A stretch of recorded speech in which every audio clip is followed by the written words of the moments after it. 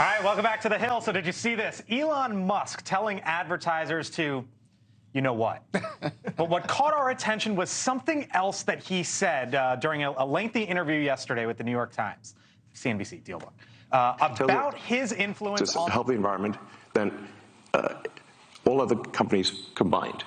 It would be fair to say that, therefore, as a leader of the company, I've done more for the environment than everyone else, any single human on Earth. I'm saying what I care about is the reality of goodness, not the perception of it. And what I see all over the place is people who care about looking good while doing evil. Them. You're Jewish.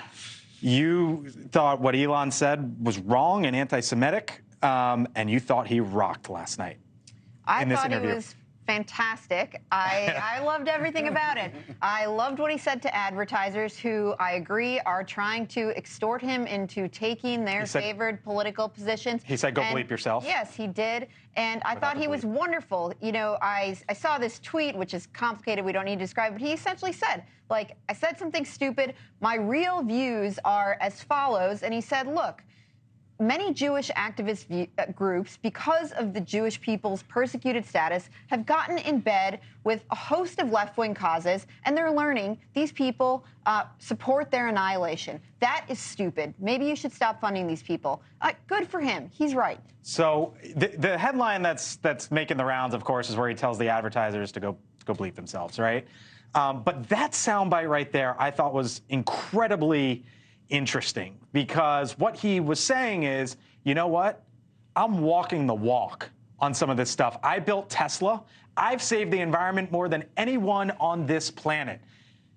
Democrats have a big issue with this guy, but is he not right there when he says that? Did he save the planet more than anybody else? He says he's contributed to the... That's a pretty grandiose, self-title to give. Exactly. Like, no. But what about the idea of walking the walk? Energy efficient vehicles? Absolutely. But can we say that he saved more than anybody? Probably not.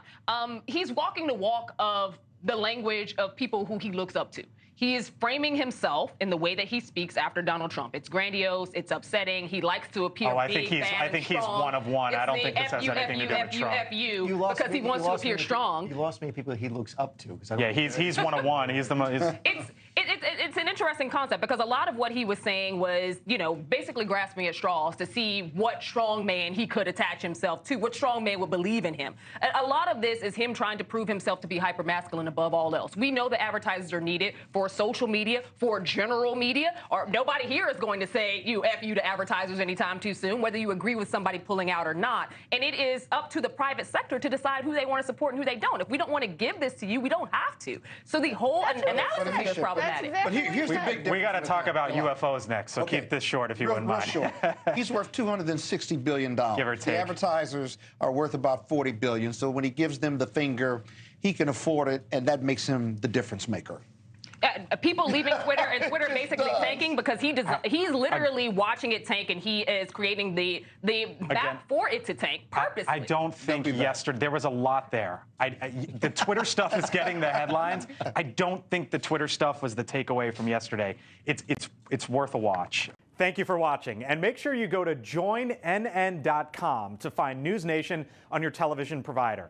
And don't forget to click the red subscribe button below to get more of NewsNation's fact-driven, unbiased coverage.